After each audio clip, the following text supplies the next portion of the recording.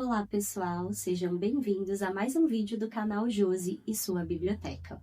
Hoje nós vamos conversar sobre um dos meus livros favoritos enviados pela TAG, que é esse aqui, O Alforge, da autora iraniana Bahri Nakjavani. Antes de começarmos, não se esqueça de se inscrever no canal e ativar as notificações para que você não perca nenhum conteúdo. Antes de falarmos sobre o livro propriamente, vamos falar um pouquinho sobre a vida da autora, porque a partir disso nós vamos poder compreender melhor a mensagem que o livro traz. Bahri nasceu no Irã em 1948, porém viveu muito pouco no país, tendo passado sua infância em Uganda, estudado no país de Gales, nos Estados Unidos, na Inglaterra, até fixar residência na França, onde já deu aulas de literatura e atualmente dedica-se à escrita. Ela é iraniana, imigrante e cidadã do mundo, como ela se identifica. Bahri professa a fé Bahá'í, que também era professada por seus pais. E por que isso é um detalhe importante na vida da autora? Porque aqui no Alforge nós vamos encontrar esta crença da autora diluída aqui no enredo. Mas nós já vamos falar sobre isso. O que é a fé Bahá'í? Você sabe? Se você não sabe, fique aqui que eu vou te contar. É uma religião monoteísta que acredita que a fonte espiritual de todas as religiões modernas é a mesma. O que as diferencia é o seu mensageiro. Para algumas é Maomé, para outras é Krishna, Buda, Moisés ou Jesus. Contudo, o mais importante sobre esta religião é que eles são contrários a qualquer tipo de preconceito, seja racial, social, econômico, étnico. Essa fé promove a convivência entre todos os povos com o objetivo de diluir as diferenças identitárias. E é justamente isso que nós vamos encontrar aqui no livro, essas diferenças identitárias. Nós temos aqui no início 9 personagens envolvidos, de certa forma, em uma caravana que transporta uma noiva nos caminhos entre Meca e Medina, que é um local muito comum de peregrinação por parte dos muçulmanos. Esses 9 personagens são completamente diferentes entre si, seja na cultura, seja no passado, seja nos interesses que eles têm ali durante este caminho.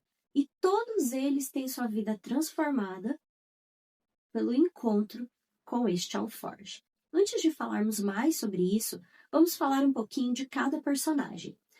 O livro é dividido em 9 capítulos. Nestes 9 capítulos, nós temos os nossos 9 personagens, que são eles: o ladrão, que é um beduíno que vive no deserto, que foi abandonado pelo pai, que não teve amparo, mas que encontrou no deserto sua mãe, seu pai, sua amante e seu guia. Então ele conhece todos os caminhos ali. E, como ele é um ladrão, ele está acostumado a acompanhar o movimento do deserto e prestar atenção nas caravanas que se aproximam. E é aí que ele tem o contato com esta caravana que transporta a noiva. A nossa segunda narradora é a noiva, uma moça muito jovem que tem visões desde muito pequena. E isso é uma preocupação para sua mãe, visto que essa moça é filha de um comerciante muito importante. E se as pessoas atribuíssem essas suas visões a uma espécie de doença mental, poderia prejudicar um bom casamento para esta menina. Então a mãe tem essa preocupação de que a filha se case o mais rápido possível e de esconder esse lado místico da menina. O terceiro narrador do livro é o líder. Ele é o líder de um líder dos bandoleiros, do qual o beduíno fez parte em certo momento. E este líder, ele tem uma tendência natural à liderança, que ele identificou em si desde pequeno, quando ele decidiu que ninguém iria mandar nele. Então, ele passou a se posicionar e a viver de uma forma que ele fosse temido por homens e mulheres. O nosso quarto narrador é o cambista.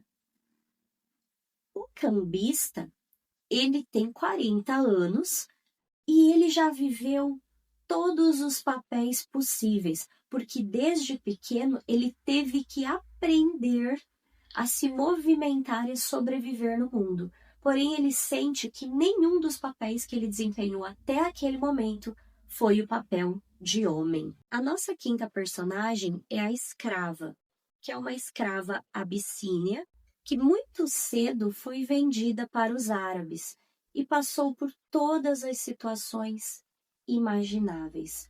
Ela era uma moça muito bonita, de olhos grandes e amendoados, formas angulosas, de uma inteligência taciturna e com uma tendência muito forte à melancolia. O sexto personagem é descrito como um velho que superou muitos medos na vida durante as suas peregrinações, contudo, um ainda o acompanhava, que era justamente o medo de ser soterrado durante uma tempestade de areia. E é esse enigma do quanto esse medo o assustava que o acompanhava durante esta peregrinação e que ele tentava solucionar. O nosso sétimo personagem é um sacerdote, filho caçula de uma família muito religiosa, que a partir disso aprendeu a ser muito comprometido com os seus valores religiosos. E dizem que também herdou um comportamento difícil de sua mãe. O nosso nono personagem é um derviche, que era, na verdade, um espião turco, que desconfiava que estivessem tramando contra o governo turco naquela região. Então, solicitou o seu superior que o enviasse para lá e o deixasse desvendar se realmente havia alguma trama que pudesse prejudicar a Turquia.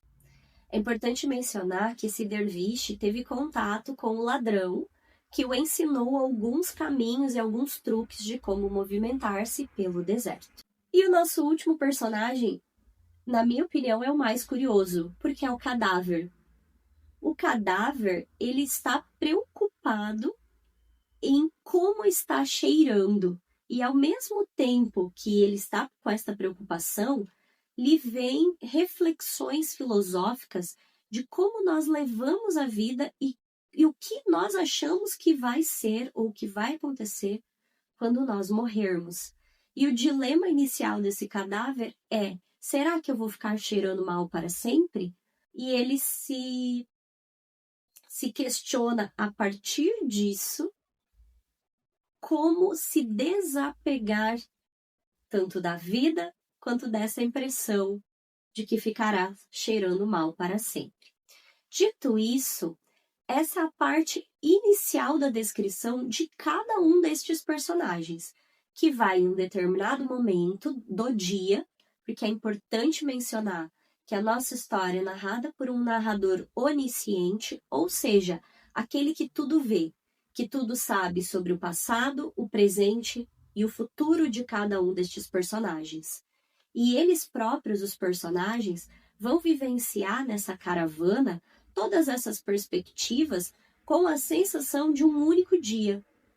Então, todos eles, ao se depararem com o alforge, vão se reconectar com quem eles são e vão precisar refletir sobre a sua fé e sobre as suas escolhas. Porque este alforge, que é uma pequena bolsa de couro usada para transportar objetos, contém uma mensagem. E é essa mensagem que vai transformar a vida destes personagens, que você vai descobrir o que significa para cada um deles.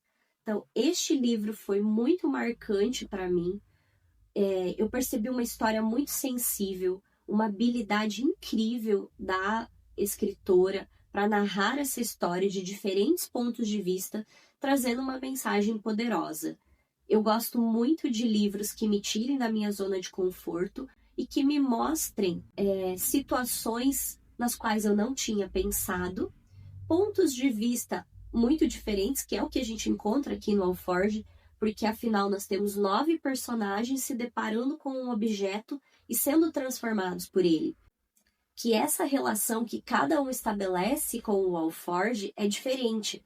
E a nossa impressão sobre cada um desses personagens, ela muda a partir do momento que nós vamos encaixando as peças que a autora vai trazendo ao longo da narrativa.